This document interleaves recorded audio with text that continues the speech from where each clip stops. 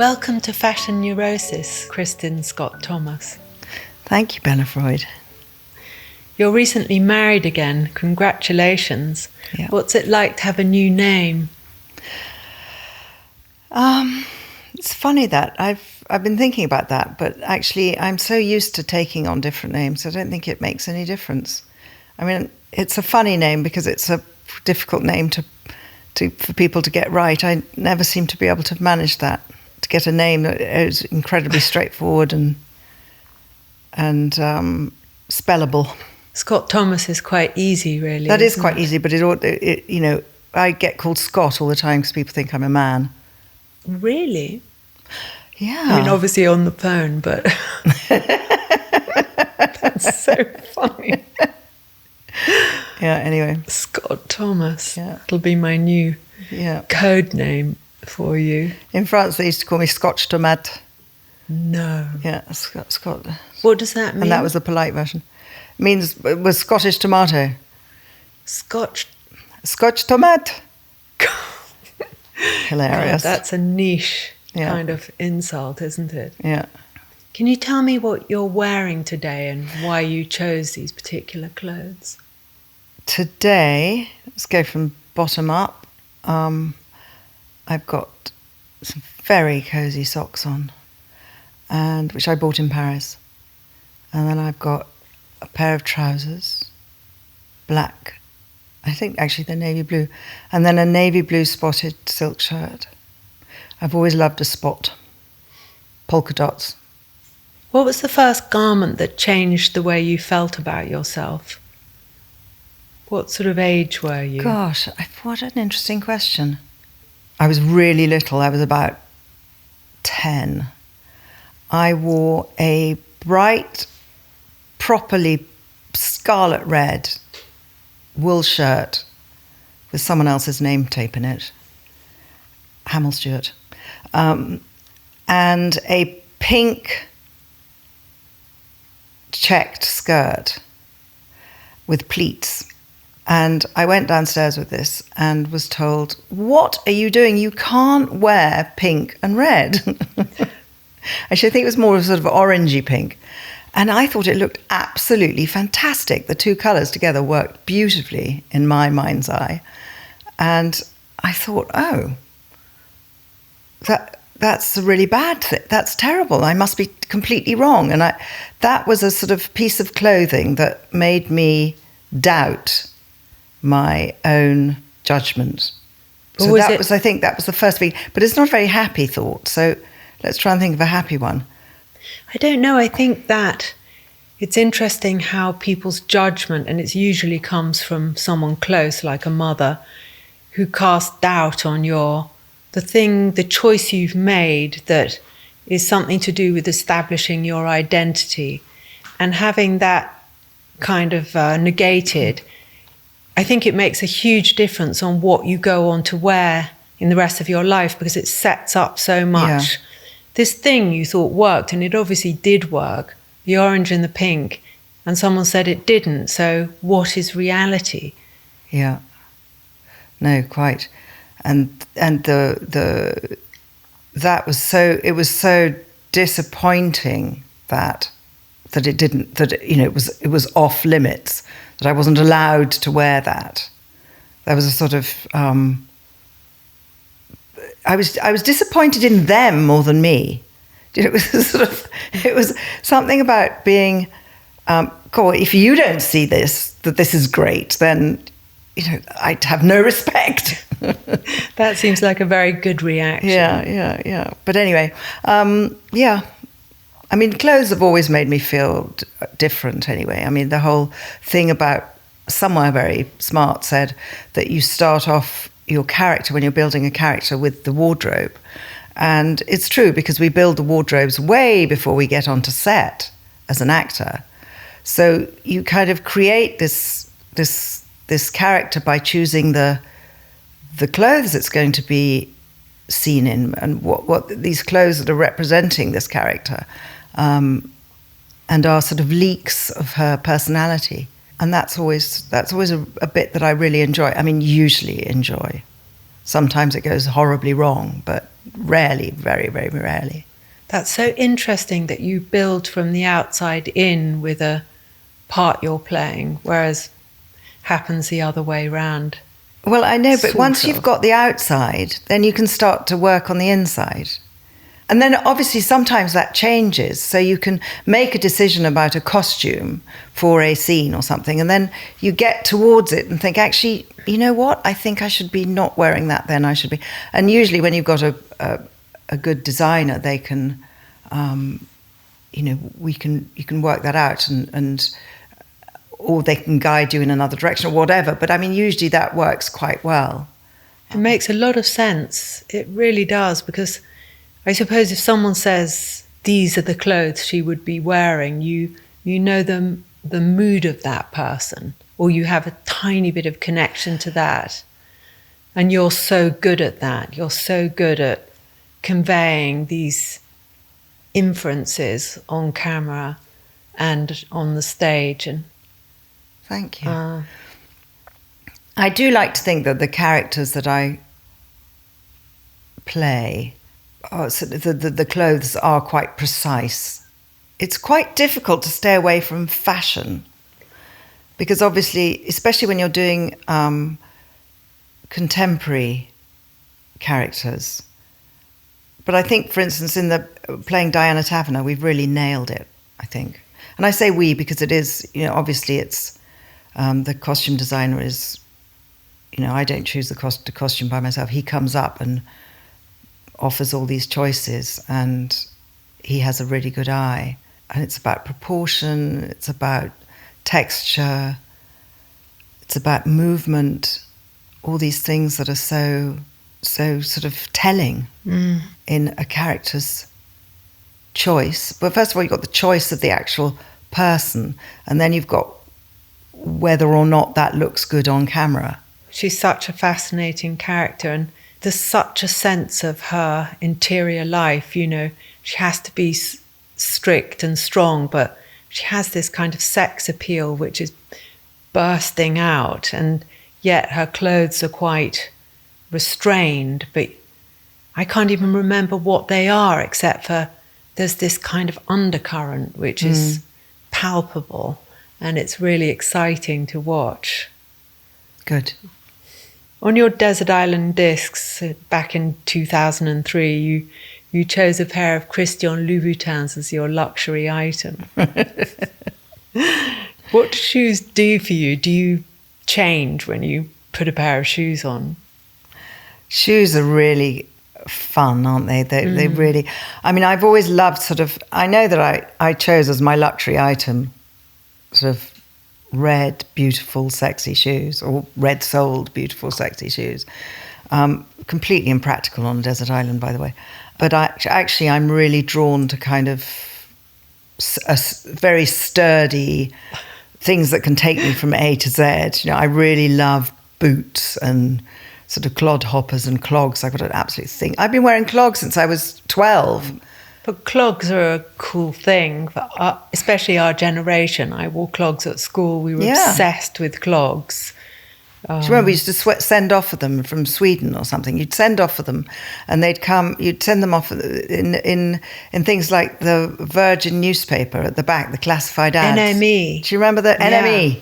There you go. Yeah, that was it. It was NME, and it was Virgin, and you'd send off for the clogs and the loons. The loons, exactly. The loons, we'd sew them up really tight at the bottom. What, to make them drain pipes? Yeah, to make them drain pipes. Take them in. My God, that's and so you'd buy cool. white ones and dye them. Oh, you were so ahead of the game. I was so slavishly. I had one pair of loons and a T-shirt with mirrors sewn on. Which lovely. I wore every single day. Lovely. Those back pages, they were it. They were like the department store for provincial people. I know. It was really fun. The excitement and the waiting for it to arrive. I think I only had one experience, because in my household and in my school, it was very looked down upon to be interested in clothes, to care about them. So I had to have a slightly secret life, which I was also quite ashamed of. There was a lot of shame around wanting things. Oh, yeah, I know that. Yeah? Did you have that too? Definitely, yeah. What Wanting, kind of... because it was an imposition, because wanting, you couldn't want anything because it was impossible to get, and you knew it would cause problems because then there would be guilt. It's a never-ending stream of ideas. Yeah, that I remember, yeah, not wanting things. But as far as clothing was concerned, we had some sort of cousins, and we always had their clothes.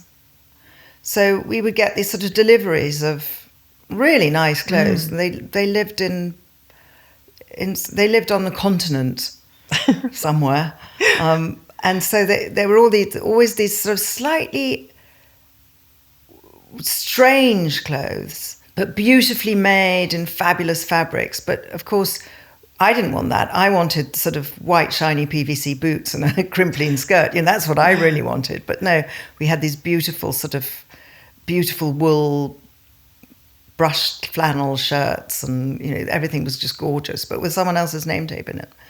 But not trendy clothes at all? Not trendy clothes, no. No. I think the trendiest thing we ever had was from Ladybird. Do you remember Ladybird, which is a range for children? Ladybird clothes.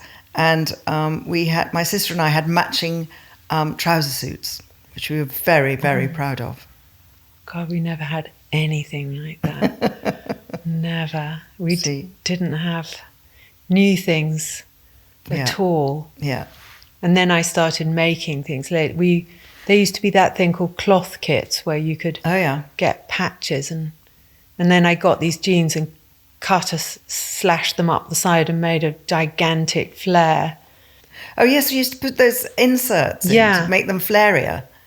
Yeah, that was fun. I remember that. And lots and lots of dressmaking. We did lots of dressmaking when we were young, because you just there weren't clothes.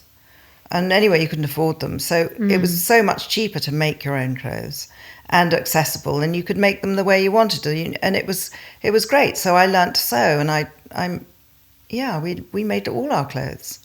Yeah. So when I went to my audition with Prince, I was wearing a suit that I'd made myself. And it was a very simple cut, but it was a green linen suit that I'd made to go to someone's wedding. And that's when I went to meet Prince for my first film. Oh my God. I was going to ask you about that. And when you starred in Under the Cherry Moon, and as his love interest, and he's got to be the sexiest man that ever lived. And what was it like having his beam on you? And gosh, did he like you to wear certain things? Yeah, it was weird because it was, oh God, it was so strange being put into these. I'd never been dressed by anyone but myself. I'd never had someone else's gaze on me to turn me into something else. That hadn't happened yet. And so it was a weird thing to be put into these shapes that I would never even consider. I remember one dress made out of sort of pale lilac Devore velvet, which felt incredibly sort of vampy, and I felt incredibly uncomfortable in it. And did he choose all the clothes?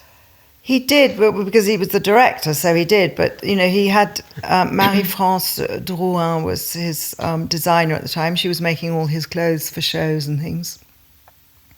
And then she was hired to do the costumes on this.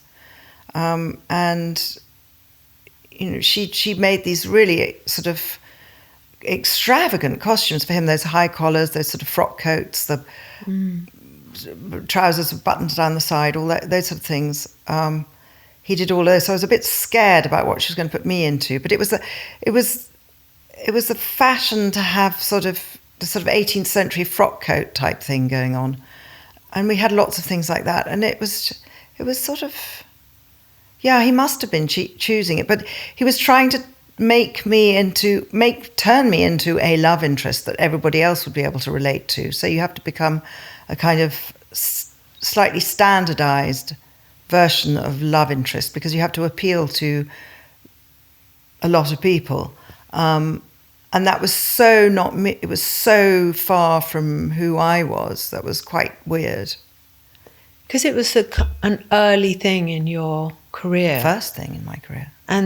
But do you think it gave you a bit of agility about being able to cope with that? Because it's quite difficult wearing things out of your comfort zone range.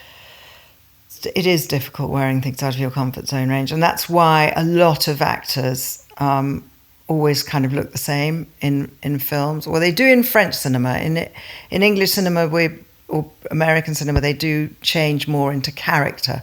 But a lot of the French actresses will always be seen exactly the same thing, you know. But it is difficult, and yes, I think it did make me more agile, and I think that thing I was saying earlier about finding the character with the clothes, that's something that I learnt as I went along. So that's something that I've sort of developed as I've gone along, to try and be brave by choosing brave clothes. So once you've got the shell, you have to then fill it. And I'm thinking in this instance, I'm thinking of Only God Forgives. Oh, yeah. Nicholas Winding Refn. I mean, I created that character. We didn't have a budget for costume, and the costume designer was also the set designer, so she was completely overwhelmed. And so she said, would you mind going and doing your own shopping? So I was let loose in Bangkok trying to find clothes that would be suitable, and had great fun doing it. But that was definitely a sort of... Because didn't you have crazy hair, wigs? Yeah, I had a crazy wig. Yeah. And I wanted to look as sort of brassy as possible. What was that and dangerous. like? That was really scary. Do you know, I was thinking about this. Before I came here, I was thinking about times when what you're wearing has really affected how people perceive you and how it makes you feel. And I've never done kind of quote unquote in my real life. I've never done, and indeed in film, because I was trying to avoid it. So, because it makes me uncomfortable. So, you know, when we have to, we kind of get to a compromise, make clothes that are sexy. I don't really do that. So one day I did a photo shoot with a friend, because I'd been to a fancy dress party, and I'd gone as Amy Winehouse. It was a pop star party. I'd gone as Amy Winehouse. No one recognized me. Everybody thought this was hilarious. And then we thought we would do a photo shoot with me dressing up as different characters, which was such fun. And one of my characters was a man, another one, you know, it was sort of, lots of people do that now.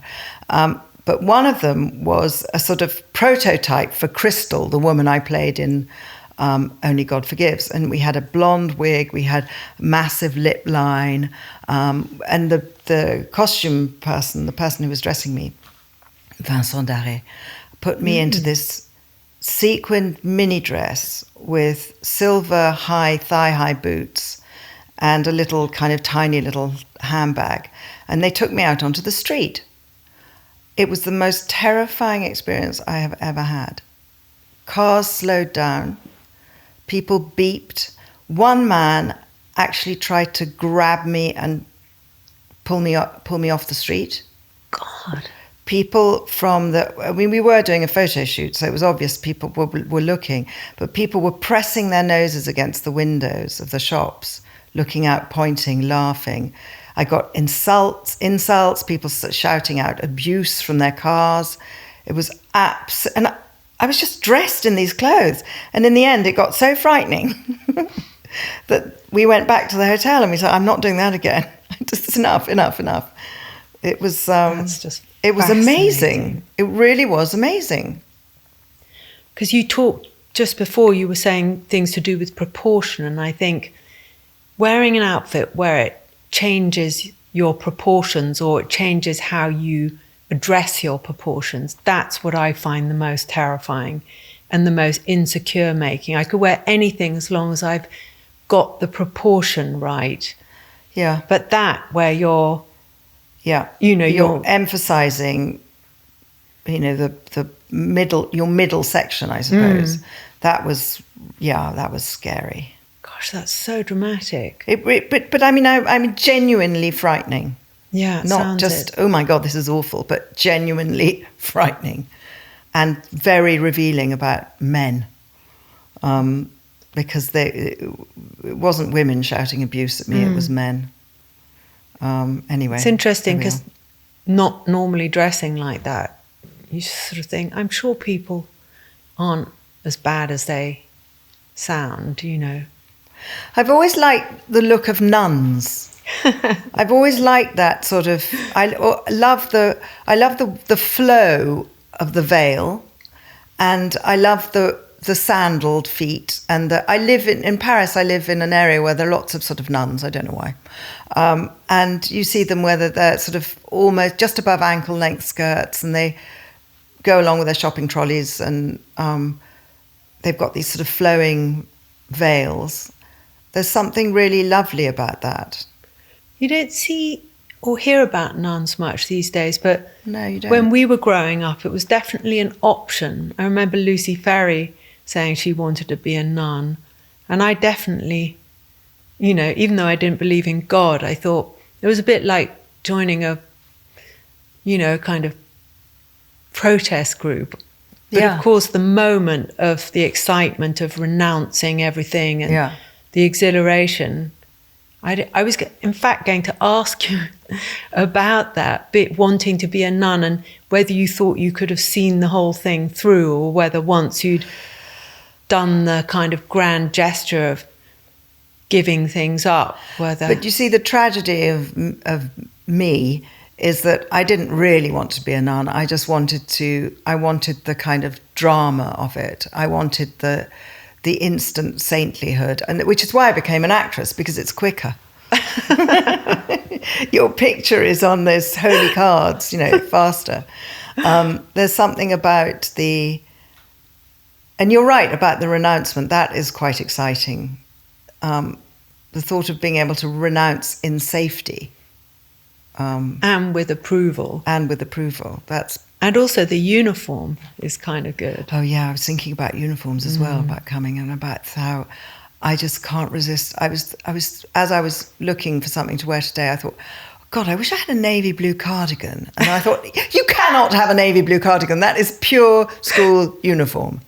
So never, ever, ever buy a navy blue cardigan. But I would quite like one. A nice thick one. I can make V-neck, you one. You lived in Paris a lot of your life, and you have the refined association with French women, although you're cut glass English. And do you think French women dress better than English? I think I think nowadays it's all so globalized, isn't it? And I think it's very difficult to tell. You used to be able to tell nationalities when you saw them walking down the street, but it's much more difficult now, because there's a Zara everywhere. I think they're better dressed? There's a certain style that some French women have that is sort of perfect, which I really love that. A sort of casual elegance that is, really desirable, I think. And it goes along with it's a sort of nonchalance that I find very enviable. It's a kind of, is it a chic, would you say? Are you thinking of a middle-aged woman? No, I'm thinking about young women. Yeah. The whole range, actually. Young women who are they're quite staid, I suppose. It's quite restrained. I wouldn't say staid, restrained. And there's definitely, the uniform is definitely, it's like bon goût or mauvais goût. And mauvais goût is just a no-no. And bon goût there's very, very strict rules about what is bon goût and what isn't. I've never really been able to penetrate that. But anyway, the mauvais goût is far more rigid than we have here. So here people are far more relaxed about what they wear, how they wear it, how they want to be perceived. They're much more relaxed about it, and therefore many more mistakes are made, but they're sort of made heartily and that's rather nice, I think. And I think there's a lot to do with uniform. So, I mean, in England, all schools sort of seem to have uniforms, and I think it's a great thing, a uniform. And so afterwards, once you're rid of that uniform, sort of anything goes, and there's a sort of freedom to that. Whereas the French never have a uniform at school, or very, very rarely in very sort of snooty private schools. But most French people will never have worn a uniform. And the idea of it, they find completely insulting and infuriating and outrageous that you should be told what to wear. And yet they've created their own sort of rules that are really, really strict about clothing. It's funny. That's so interesting, because this thing about, mauvais goût and bon goût and taste and code, that because there's this myth French women are always better dressed. I agree, it's not quite what it was anymore, but maybe the lack of uniform means they get to develop their own sense of what works or not. Well, there's something heavenly about the way British people just haven't the faintest idea, and that's very touching. And also, you get some amazing outcomes. But this kind of thing that French women seem to have, which is an innate thing, and it seems to affect the way they walk. They have this great walk, and they know what to do. They know that you don't put this with that. Yes, but we don't know that. No one ever tells us. They're quite good at choosing what kind of who they want to be seen as. They know the rules for dressing a la something like this. So they're going to try and look like Charlotte Gainsbourg, or they're going to try and look like somebody else, or they want to belong to that group. So I think that their own self-inflicted uniforms are, or chosen uniforms are very precise about which gang they want to belong to, if you like. Yeah. I think we're much more, one day I'll be like this, and the next day I'll be like that, and I'm going to try this, and I'm going to try that, and I think we're much more experimental. Yeah, also I don't think scruffy really exists outside of Britain. Because when I lived in Italy, I would wear scruffy, and I'd get these horrified looks from the factory where I was working, because they thought I was dirty. Yeah. And that really freaked me out, because You're quite a clean person. Yes, I like being clean. Yeah, I know. And they didn't understand about frayed, No. or worn out things. And so I had to kind of get the balance right. Get a bit of polish on. Yeah.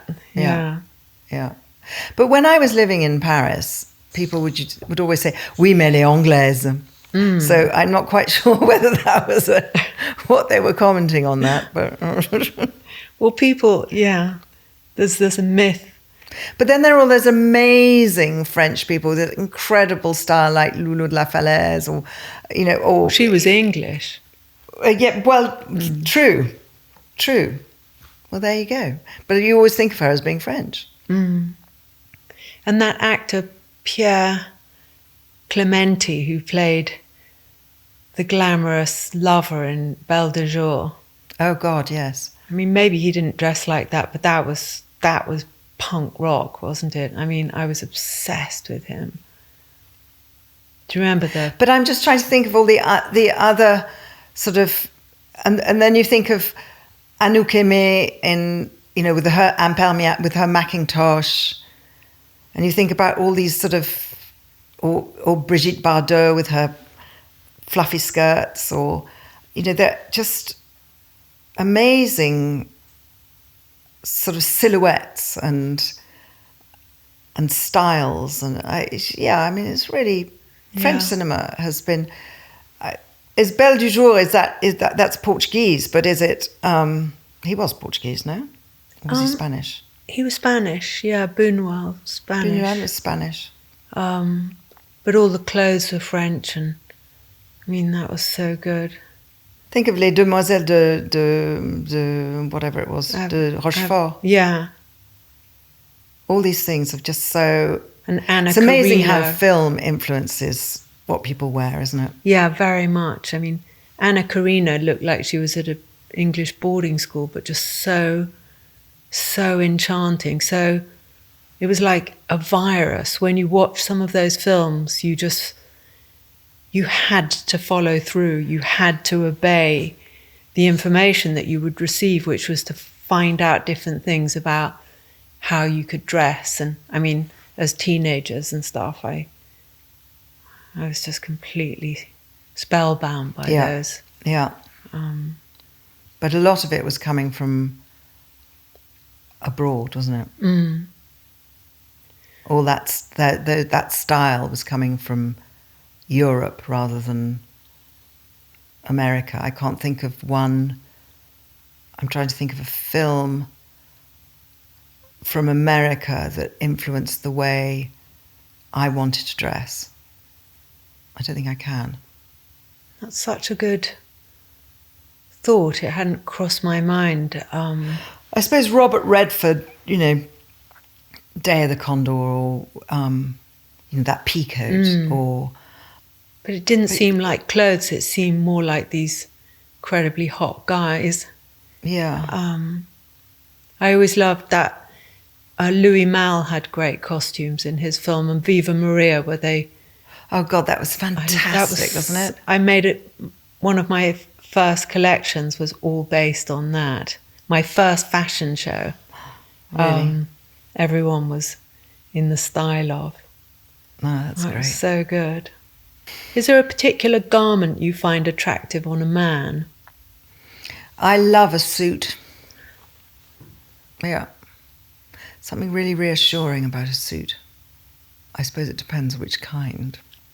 Any particular crushes? No, not really, because I can't, but there's something, when there's something particularly elegant about, there's something very reassuring about a man who has a sort of quiet, as I think I used this phrase before today, a sort of quiet elegance that suit can give.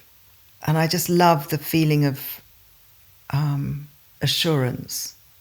I agree. I find it totally disarming. A man Disarming, in a suit, that's the right there's word. just, because it's so simple.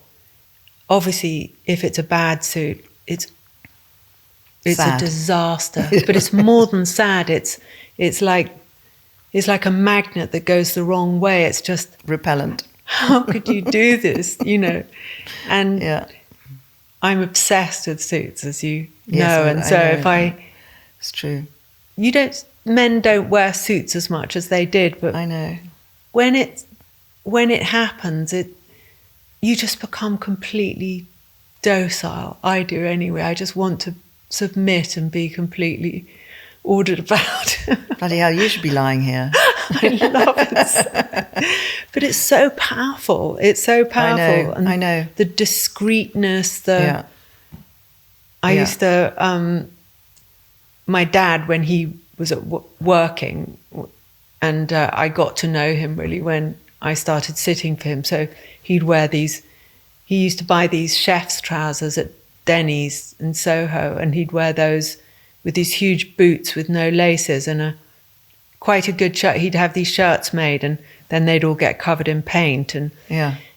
But then when he'd go out for dinner, he'd kind of suddenly appear in this grey flannel suit, and it was like magic, There was a shimmering light, and I think I love that transformation. Yeah. But also with a man, it's fast. there's fairly no speedy fussing. dresser. I mean, yeah, there's something really just so. That's what I mean by the sort of simplicity of it. You know, that's a good thing. I think going back to uniforms as well. I mean, when you see men in a really glamorous, well-cut uniform with lots of braid, that is quite spectacular as well. And also when it's subverted, like a lot of the reggae artists, they would take those, you know, kind of royal medal-laden things and just change them up. And so disarming again, so glamorous. It's the taking of the traditional and the official and owning it as a revolutionary. I love that kind of defiant act. I find a bit of khaki on a man is irresistible. Do you dress up or down if you're feeling insecure?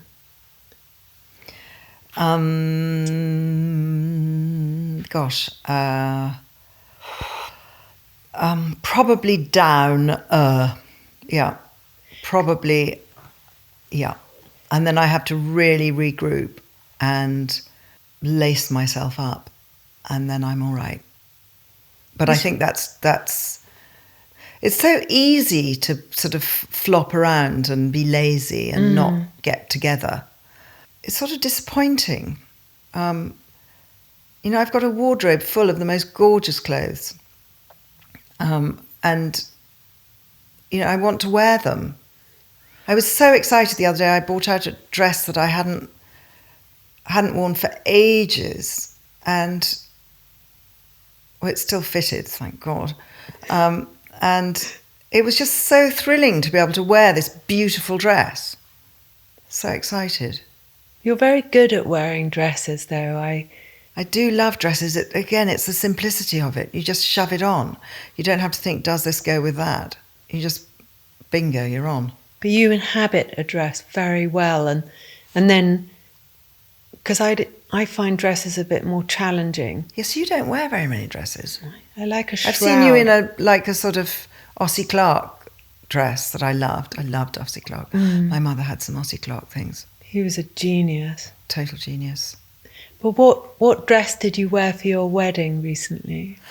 I wore a Valentino dress that I bought years and years ago in a shop. It still had all its labels in it. And my sister, we'd been out, we'd been there. I was buying my sister a present. And she said, you have to try that dress on. It's got your name on it. And I did, and it looked great. And I said, yeah, but it's cream. I'm never going to wear a cream dress. And she said, yes, you will. You know, Ascot, and there are all these lunches. These are all these things you've got to go to. And of course, something happened. I got a job, so my life stopped. And the dress went into the cupboard and was literally not taken out until I was proposed to. And then I thought, oh God, I've got to go and look for a dress. And that is my worst. Shopping is my worst nightmare. I really don't like shopping at all. I don't know if it's about parting with the money. I don't know why, whether it's having to look at myself in a mirror, having to change, having to get dressed. I really don't like it. And the thought of having to look for a wedding dress was just sort of a real groan. And then I remembered that I had that dress in the cupboard. And I got it out, did one or two tweaks, and presto, there we had it. God. I was very happy. I did have a beautiful hat made, and that was very exciting. Really lovely hat.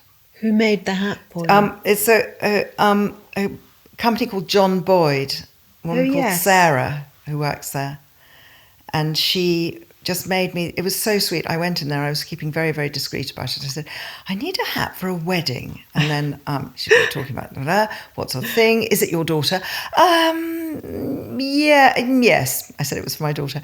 And then after a while I said, actually, we were talking about things. And I said, well, I don't want to look too to this and to that. And I said, actually, I'm going to have to tell you, I'm the bride.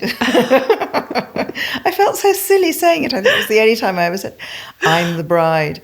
And so we concocted this thing. It was really sweet. And it's such a lovely thing when you say, I'm the bride, because people's faces just light up. And everyone's so thrilled. And the idea of creating a garment that is going to be with you when you make this commitment, it's a special thing. Yeah. And then I had a pair of Christian's shoes because they just were perfect, and I had a beautiful embroidered shawl that I found in my mother's cupboard. So I wore something from her, which was very nice, and her pearls around my wrist because I wanted something blue, and so she had these sort of grey pearls that would pass for blue, and I wound those around my wrist. So I had something from her. So so this dress is ivory, and so it's very difficult to know what to put on your feet because I can't bear white shoes. What a real thing about them. And so I had to find a colour that would work with this it was sort of pinkish ivory. It was a very warm colour. It's a beautiful colour. Anyway, I found them chez Christian, which was good. What were they like? They're Mary Jane, suede Mary Janes, in a kind of gorgeous sand colour, and with not too high a heel, sensible heel. It was lovely. It's nice to have Christian, your shoes made by Christian, who's such a great friend. I know. To both of us. I know. In fact, it's really that's how we met, isn't it? We met, yes, staying with Christian in Portugal. And yeah. I remember you just finished that Pinter play, and you were just exhausted. And yeah, Christian is always there at the important moments in life, whether it's not him physically, it's his clothing. Yeah. His shoes just, I don't know, they're just it's like everything.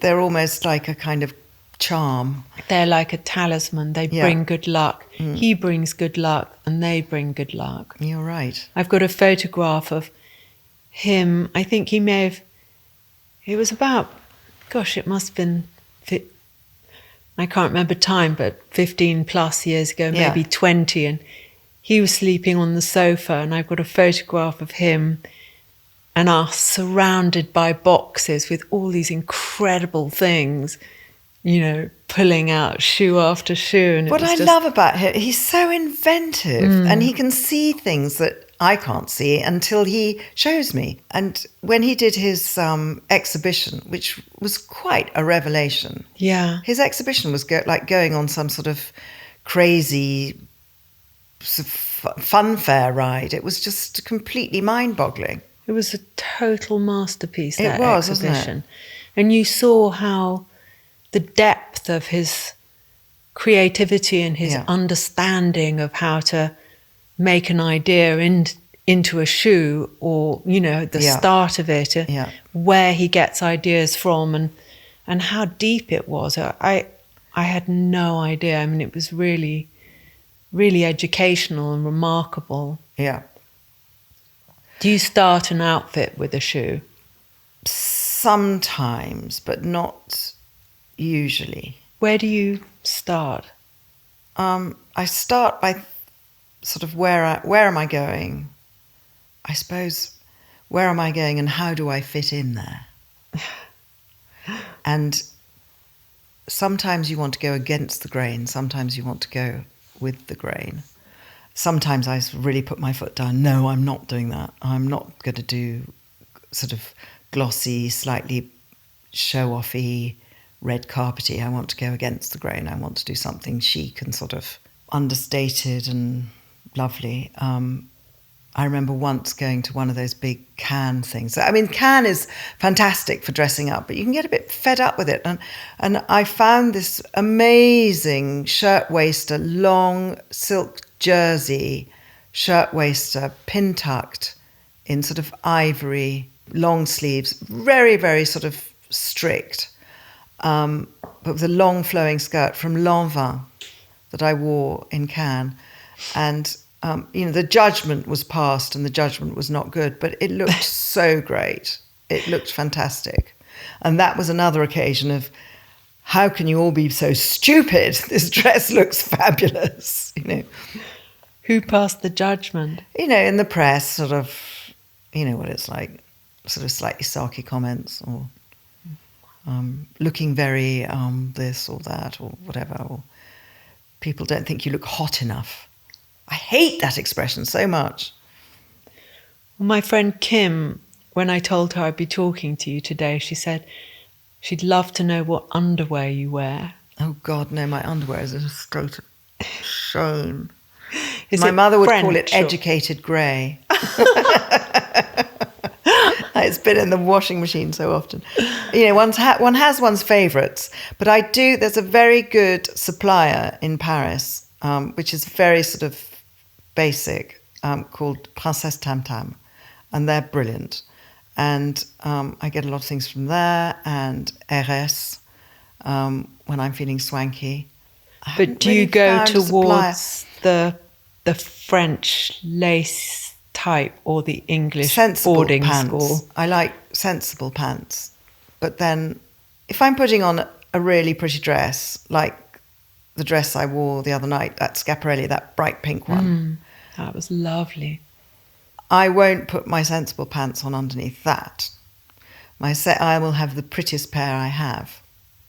I won't disrespect my beautiful dress by wearing a pair of well-educated,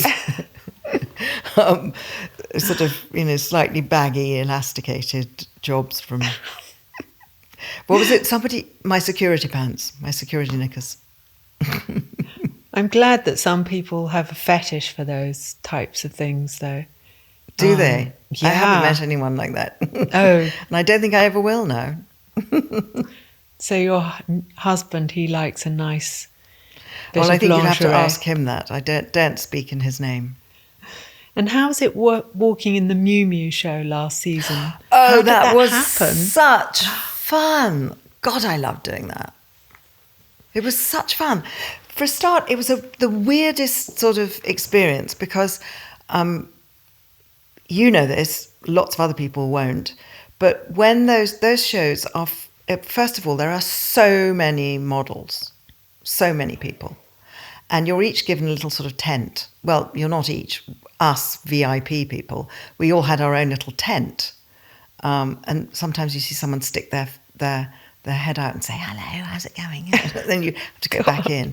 But what was really interesting is that usually we, the actresses, the famous actresses, the famous pop stars, the famous whoever they were, we're the deal.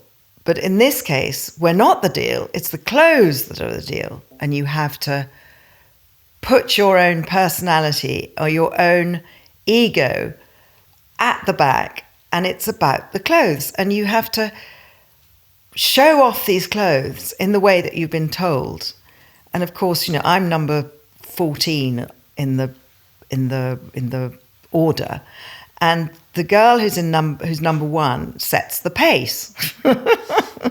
And she's probably about 22. She's got legs as long as, as tall as I am, and takes off at a pace you cannot imagine.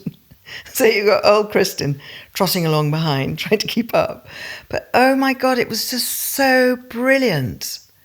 And to see all these amazing clothes on her, she is just extraordinary. Mrs. Did you Prada meet Mrs. Prada? Yeah.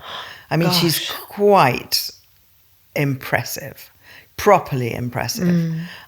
Anyway, there was a drama because they'd put on these enormous gloves to wear, and they looked fantastic. But she said to me, Mrs. Prada said to me, you must wear what you feel comfortable in. And I said, these gloves make me feel really, I didn't feel comfortable. I didn't feel like a woman in these gloves. I said, okay, it's fine. You can wear some others. Anyway, I learned a couple of weeks later that it caused a complete rumpus and that apparently you refused to wear the gloves.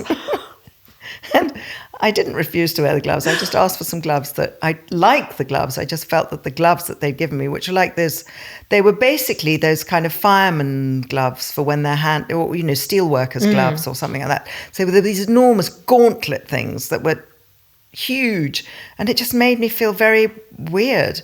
And so I said, can I have some others? So they gave me some big men's gloves, but I didn't refuse to. I was asked whether I just want to set the record straight on that. Thank you. I suppose it's about proportion again, where that proportion just so overshadowed you entirely. Well, maybe that was probably, you see, there's probably the ego of the actress who's coming out and saying, no, I want my, Kristin Scott Thomas can't wear those. Perhaps that's what it was.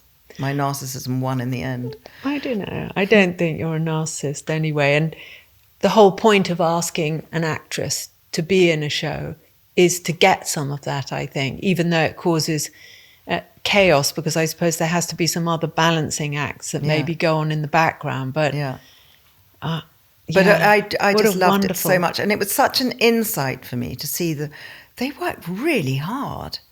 And the sort of sea of makeup and hair artists and the sort of the mayhem that was going on before, and all of this for sort of 10 minutes of vision. You know, this whole show took 10 minutes.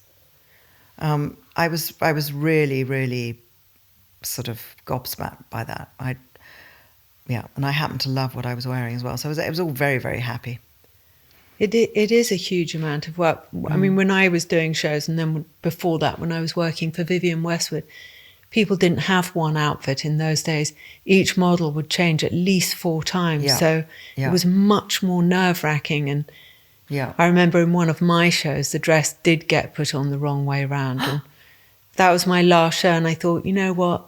I hate this. I'm never doing another show. And I never did. I just prefer making films or doing shoots or something. But I love the thing now where, I mean, it's much easier, but much more expensive to hire 50 models. Yeah, it must be incredibly expensive. But so thrilling to watch. I thought it was thrilling great. to watch, isn't it? Yeah, Mrs Prada, she's quite amazing. Something, isn't she? Yeah, she's one of the only Italian women I've seen dress in a sort of, not as in a punk rock style, but her chic is beyond European. It is also got this kind of groundbreaking thing that you don't see European women do. She does it. She is just so different and so avant-garde. There's a sort of and edge so elegant. to her chic, isn't it? Yeah, it's much more provocative than the sort of simple elegance I was admiring before. It's much more provocative, and it makes you think, and it's slightly jarring, but in a good way. You know, sort of surprising. And I think she always looks amazing. Yeah, she's really attractive, I think. Yeah. But anyway, there we are. That was my Miu Miu experience. That was fun. And going back to your character, Diana Taverner, in Slow Horses, who's a very sexy mixture of no nonsense, but with these flashes of fragility. Are you drawing on anyone for this? Also, you swear quite a lot, which is... I don't swear at all. You do. You say to what's the man called? Oh, fuck off, or something like that. It's very sexy. I've dropped the F-bomb twice in 4 series. Isn't it funny that I have remembered it? That you just... No, I choose my words quite carefully. But one of my fucks was to myself under my breath, fuck, like that. And another one was to him. And I think that was the first time I'd ever actually told anybody that they could, you know, F off. Get out of here. F off. She's so fantastic. She's a good character, isn't she? Yeah. And I'm really proud of the way she looks, actually, because I don't know, because she does have a sort of swish to her that is feminine without being kind of skittish or flirty, or there's something quite seductive about her swish, which I like. No, she's definitely got that frisson. She really does. And I suppose, those things you hear people talk about. I mean, obviously she's a different age group entirely, but Mrs. Thatcher, and how all these men had all these crushes on her. And Diana Taverner has that thing of being, very private, authority. No nonsense, authority, but she's very sexy. And I wondered, are you thinking of anyone? Are you drawing on anyone? Or is that just one of the brilliant things you do? No, but I do think, the thing we were talking about earlier about the French, there is something quite French in her chic. There's something it's quite difficult to do that, because we can't use sort of designer, high-end designers, because she would not have the means to do that. And it has to be recognizable. So a lot of the clothes that she wears are high street, and very, very accessible. But often these clothes are quite trendy, so you have to sort of de-trend them. So you have to take a bit of fabric out, or you have to tweak things and to make them fit well and flatter. So there's a lot of work goes into Diana Taverner, although it looks very sort of straightforward. Oh, she's wearing a shirt and a skirt. Yeah, but that skirt is, that skirt has been thought out incredibly carefully by Guy Speranza, who's the designer. It really comes across. I mean, there's good, tension in her outfits, which... Tension. Yeah, absolutely. And then there's so much tension in the series anyway. It's just very... It's good, isn't it? Yeah, it's so good. I'm so pleased to be in that. It's so exciting to be in something that people are so excited about, so happy to be watching and get such enjoyment from, and are so gripped, Yeah. That's really, really thrilling. Well, you're very much part of that, It's very much a lot about you. You're just so good at stealing the show. Oh, don't say so that. Good. Oh, don't say that. It's true. Yeah. And you've been a pin-up for lots of designers, and I wonder, is there someone that you look up to or look to and admire for their style? I always think Tilda is amazing.